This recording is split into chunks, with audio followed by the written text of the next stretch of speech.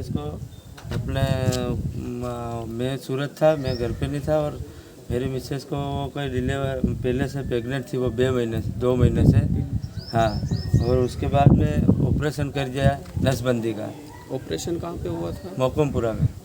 Mokampura hospital में, सरकारी hospital? हाँ, सरकारी हॉस्पिटल में। फिर तो वो नहीं तो वहाँ मैं घर पे ही नहीं था, मैं सूरत था, ठीक है। और वो कौन लेने आया था और कोई रमीला मैडम अपने मोकमपुरा की है, वो लेके गए और उसको वहाँ ऑपरेशन जांच वाँच किया या नहीं किया वो उसकी बात है।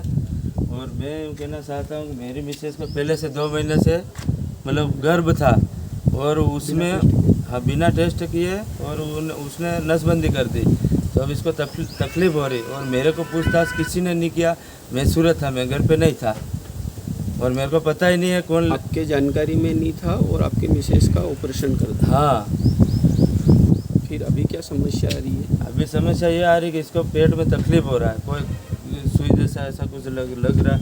मैं डेली दवा हॉस्पिटल में ले जा रहा हूँ और हॉस्पिटल प्राइवेट में ले जा रहा हूँ, वो बोतल चढ़वा कर ऐसा कुछ दवाई करके वापस भेज देता है। वो हम क्या करें, ऐसा कुछ बोल रहे हैं। और मैं यहाँ इस दवाखाने ने जो नसबंदी करवाने के लिए आया था उसमें वो गया तो उसने मेरे को डराने धमका कर भगा दिया कि जाओ तुम, हम क्या करें, तुम्हारी गलती है, तुम जानो।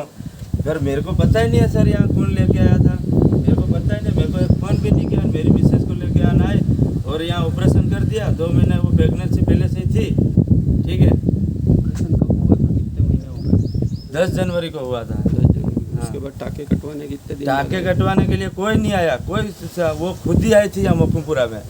और यहाँ ऑपरेशन हुआ, उसको रखे वहाँ भेजे, घर पे छोड़ने के लिए भी कोई गाड़ी कोई नहीं आई। मैंने प्राइवेट गाड़ी को भेजा था वहाँ, ठीक है। वो प्राइवेट गाड़ी में वहाँ छोड़ के दिया और वहाँ छोड़ने के बाद 11 दिन बाद फिर इसको किसी ने फ़ोन किया, कोई रमीला ने फ़ोन किया कि भाई तू मोकमपुरा जा और वहाँ टाका निकाल देगा वो। ये रमीला कौन थी? ये रमीला अपने मोकमपुरा आंगनवाड़ी वाली। मामले की सूचना किन को दी? तो ये लोग मेरे पास आए थे। हाँ, तो मेरे ये समस्या है, तो फिर इन्होंने सोनोग्राफी करवाई, उसमें लगभग 28 सप्ताह बताए। तो फिर हमने कहा कि इस ऑपरेशन नसबंदी जो कराई, इससे 3 महीने पहले इस औरत की प्रेगनेंसी पहले से थी। तो मेरा यूँ कहना है कि यहाँ की जो टीम आई होगी, जो भी टीम आई होगी, उन्होंने बिना जांच किए हुए, या तो जांच तो करी होगी, हाथ भी रखा होगा डॉक्टर ने कि भाई इसके महीने अभी फिलहाल में 3 महीने छड़े हुए थे, ऑपरेशन नहीं करना चाहिए, ये उनको जानकारी होनी चाहिए थी।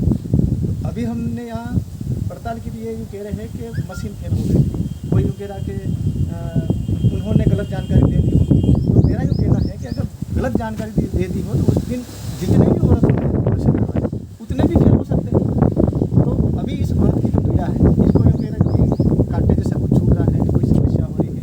तो हमारे इलाके में ऐसा 2, 3, 4 और केस है।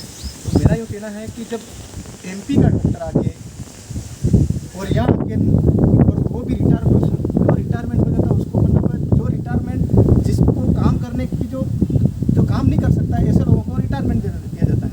तो फिर रिटायरमेंट लिए हुए आदमी को हमारे भोले वाले जनता के साथ, शरीर के साथ और सभी तरह से हमारे साथ खिलवाड़ किया जा रहा है। ऐसे बहुत सारे केस हैं। मैं यूँ कहना चाहता हूँ कि कम से कम इस समस्या का समाधान होना चाहिए और जो जिसने भी गलत ऐसे ऑपरेशन किया है उनके साथ सख्त से सख्त कार्रवाई होनी चाहिए। अगर इस औरत का कुछ भी डिलीवरी होते हुए भी कोई समस्या है और मर गई, तो हम जिसने भी इसका जो ऑपरेशन किया उसके घर में ले जाके रख देंगे या फिर कैंप में जहाँ ऑपरेशन किया था यहाँ इलाके में रख देंगे। मेरा एक सवाल आपसे है दिनेश जी, ये डॉक्टर कहाँ के, आप जैसे कह रहे हो मध्य प्रदेश का है, तो कौन थे? देखो, डॉक्टर जो पर्ची जो है उस पर्ची में लिखा हुआ है कि VS रणावत करके, और अभी हमें जानकारी मिली है कि वो डॉक्टर मध्य प्रदेश भाजना तहसील का है और वो पहले